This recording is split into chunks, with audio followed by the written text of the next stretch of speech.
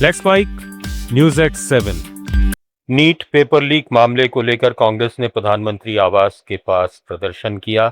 राहुल गांधी, प्रियंका गांधी और कांग्रेस अध्यक्ष मल्लिकार्जुन खड़गे समेत कई नेता 7 लोक कल्याण मार्ग के पास धरने पर बैठे और प्रधानमंत्री मोदी और शिक्षा मंत्री धर्मेंद्र प्रधान के इस्तीफे की मांग की। प्रदर्शन के दौरान कांग्रेस कार्यकर्ताओं ने सरकार के खिलाफ नारेबाजी की। सुरक्षा कारणों से मौके पर भारी पुलिस बल तैनात किया गया, जिसके बाद कई नेताओं और कार्यकर्ताओं को हिरासत में लिया गया। बच्चों के कातल इस्तीफा दो, धर्मेंद्र प्रधान इस्तीफा दो, इस्तीफा दो, नरेंद्र मोदी इस्तीफा दो। कांग्रेस नेता तंदीप दीक्षित ने कहा कि विपक्ष छात्रों के साथ खड़ा है। सरकार ने युवाओं की उम्मीदों को दबाने का काम किया है। कांग्रेस छात्रों के मुद्दे को लेकर अपना विरोध जारी रखेगी। इसकी रिव्यू की जाए, पूरी की पूरी नीट व्यवस्था पर रिव्यू की जाए। जिस तरीके से इलेक्ट्रॉनिक इम्तहान जो है कुछ लोगों के हाथ कर दिए गए, उस प्रक्रिया को दोबारा से देखा जाए। जो लोग इसमें जिम्मेदार हैं उन पर जिम्मेदारी फिक्स की जाए। बहुत सवाल है, 2-4 नहीं है, लेकिन हम लोग जिस तरीके से राहुल जी बात कर रहे हैं, पूरा व्यवसायीकरण जो शिक्षा का हुआ है, जब तक उस मुद्दे को नहीं उठाएंगे, थोड़ा दुर्भाग्य से जो हमारे युवा वर्ग है उस मुद्दे को नहीं उठाया, लेकिन समय आएगा वो करेंगे। वो जब तक नहीं होगा तब तक इस देश की शिक्षा व्यवस्था वापस उस पटरी पर नहीं पहुंचेगी जो आज से 10-15 साल पहले थी। कांग्रेस के प्रदर्शन के दौरान पंजाब के पूर्व मुख्यमंत्री चरणजीत सिंह चन्नी और पूर्व उप मुख्यमंत्री सुखजिंदर सिंह रंधावा को दिल्ली पुलिस ने हिरासत में ले लिया। दोनों नेता राहुल गांधी के नेतृत्व में चल रहे धरने में शामिल थे। चन्नी ने इसे बीजेपी का आतंकवाद बताया। आतंकवाद है, बीजेपी का आतंकवाद है, ये बीजेपी का आतंकवाद है, ये छात्रों की सुन रही है। बीजेपी सांसद कंगना रनौत ने संसद मार्च के दौरान हुए प्रदर्शन पर प्रतिक्रिया देते हुए कहा कि उस दिन संसद के अंदर का माहौल बेहद तनावपूर्ण था। भीड़ के हमले की आशंका से सभी सांसद घबरा गए थे और सुरक्षा कारणों से संसद के गेट भी बंद कर दिए गए थे।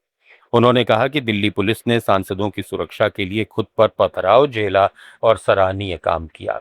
तरह से जो है अटैक करता हुआ अंदर हम पे भी कल एक वक्त तो ये था, हम सब कहेंगे कि कुछ डर गए थे सब कि शायद अटैक कर देंगे हम पर या किस तरह से करेंगे, तो लेकिन मैं दिल्ली पुलिस की सराहना करती हूँ। उन्होंने जो है हमारे बीच में शील्ड बनकर खुद पर जो है पथराव कह लीजिए या चोटें खाई, लेकिन जनमानस को कोई हानि नहीं होने दी। मैं ये राजस्थान के पूर्व मुख्यमंत्री अशोक गहलोत ने सोशल मीडिया पर कहा कि केंद्र ने युवाओं की मांगों पर 1 महीने तक असंवेदनशीलता दिखाई।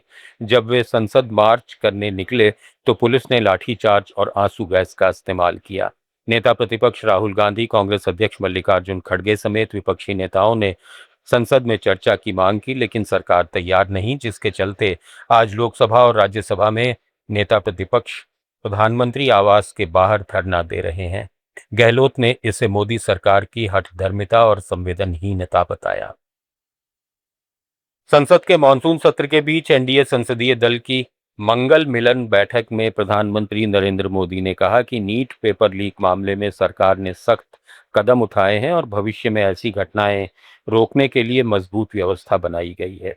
पीएम ने बताया कि मामले में 13 लोगों को गिरफ्तार कर जेल भेजा गया है और छात्रों का भविष्य सुरक्षित रखने के लिए पुनर्परीक्षा और परिणाम में तेजी दिखाई गई।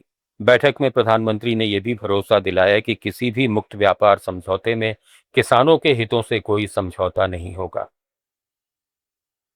अमेरिका भारत प्रस्तावित ट्रेड डील के विरोध में पंजाब के किसानों का दिल्ली कूच फिलहाल स्थगित कर दिया गया है। किसान शंभू और खनौरी बॉर्डर पहुंचे, लेकिन हरियाणा पुलिस ने बैरिकेडिंग कर दोनों सीमाएं सील कर दी, जिससे किसान आगे नहीं बढ़ सके।